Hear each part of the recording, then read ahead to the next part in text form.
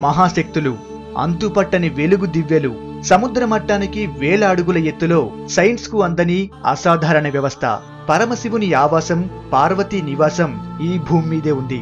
సముద్ర మట్టానికి 21,778 అడుగుల ఎత్తులో టిబెట్ భూభాగంలో ఉన్న హిమాలయ పర్వత శ్రేణుల్లో ఈ కైలాస పర్వతం మౌంట్ కైలాస్ ఉంది. ఈ పర్వతంపైనే శివపార్వతులు కొలువై ఉన్నారు.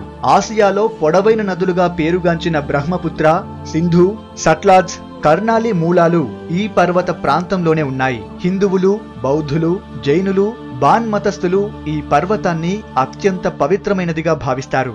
మౌంట్ కైలాస్ మామూలు పర్వతం కాదు. హిమాలయాల్లో ఏ పర్వతానికి లేని విశిష్టతలు ఇక్కడ చాలా కనిపిస్తాయి.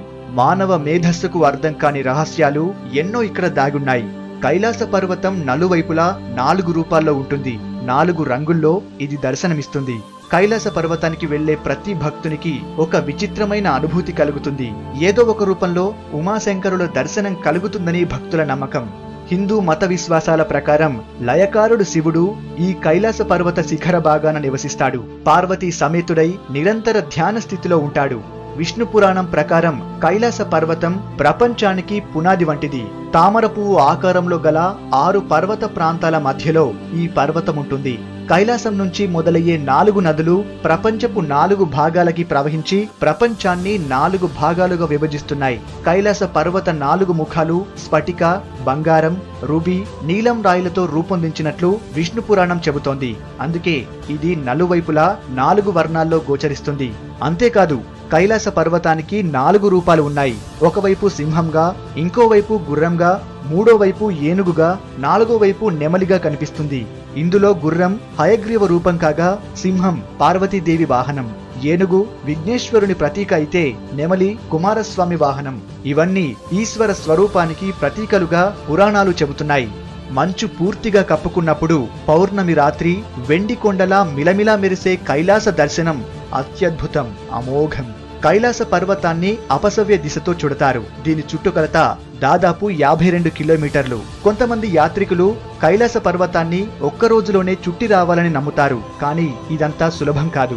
మంచి ఆరోగ్యవంతుడై వేగంగా నడిచే వ్యక్తి ఈ 52 కిలోమీటర్ల దూరం చుట్టి రావడానికి 15 గంటల సమయం పడుతుంది. సాధారణ యాత్రికులకు 3 రోజుల సమయం పడుతుంది. ప్రపంచంలో ఎవరూ అధిరోహించని పర్వతాల్లో కైలాస పర్వతం కూడా ఒకటి.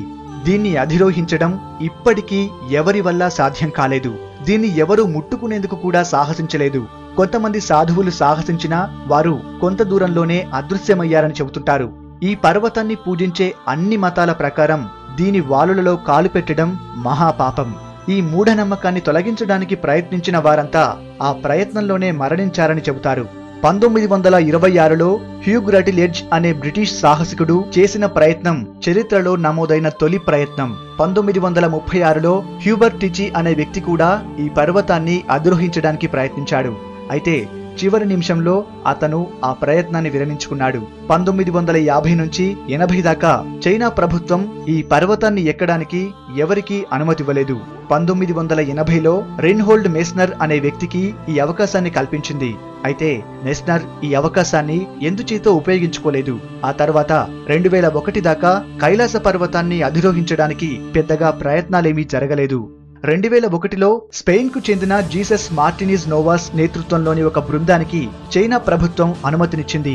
అయితే కైలాస పర్వతం హిందూ మత విశ్వాసాలతో ముడిపడి ఉందని, అందువల్ల దాన్ని అధిరోహించడానికి అనుమతి ఇవ్వకూడదంటూ అంతర్జాతీయంగా ఒత్తిడి వచ్చింది. దీంతో చైనా ప్రభుత్వం అనుమతిని ఉపసంహరించుకుంది. ఈ పర్వతాన్ని అధిరోహించడానికి ఎవరికీ అనుమతి ఇవ్వకూడదని నిర్ణయించింది.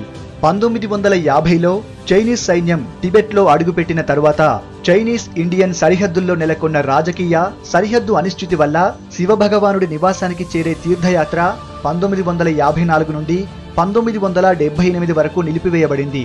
దాని తర్వాత పరిమిత సంఖ్యలో భారతీయ తీర్థయాత్రికులు ఈ ప్రదేశాన్ని దర్శించడానికి అనుమతి లభించింది.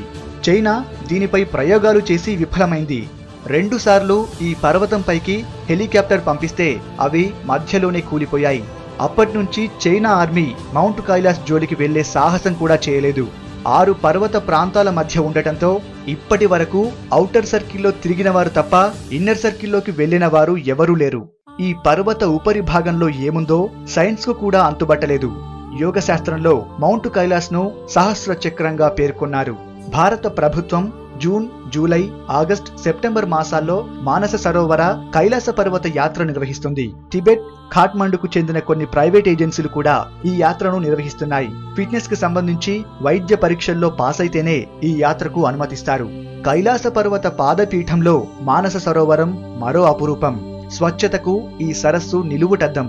మానస సరోవరం నుంచి కైలాస పర్వతాన్ని చూడొచ్చు. మానస్ అంటే మైండ్. బ్రహ్మ తన మైండ్ నుంచి ఈ సరస్సును సృష్టించాడని హిందూ పురాణాలు చెబుతున్నాయి. ఉదయం 3 నుంచి 5 గంటల మధ్యలో బ్రహ్మ ముహూర్తంలో ఈశ్వరుడు ఈ సరస్సులో స్నానం చేస్తాడని భక్తుల విశ్వాసం.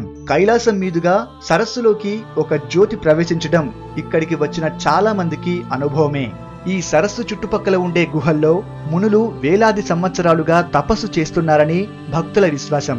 మానస సరోవర ప్రాంతంలో ఎన్నో ఔషధ విలువలు ఉన్న మొక్కలు మనకు కనిపిస్తాయి. ఈ ప్రపంచానికి కైలాసం తండ్రిగా, మానస సరోవరం తల్లిగా ఉందని హిందువుల విశ్వాసం.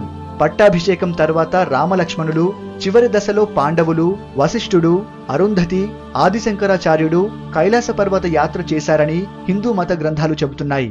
బుద్ధుని తల్లి మాయాదేవి కూడా మానస సరోవరంలోనే స్నానమాచరించి మంచి తనయుడు పుట్టాలని ప్రార్థించినట్లు బౌద్ధమత గ్రంథాలు పేర్కొన్నాయి.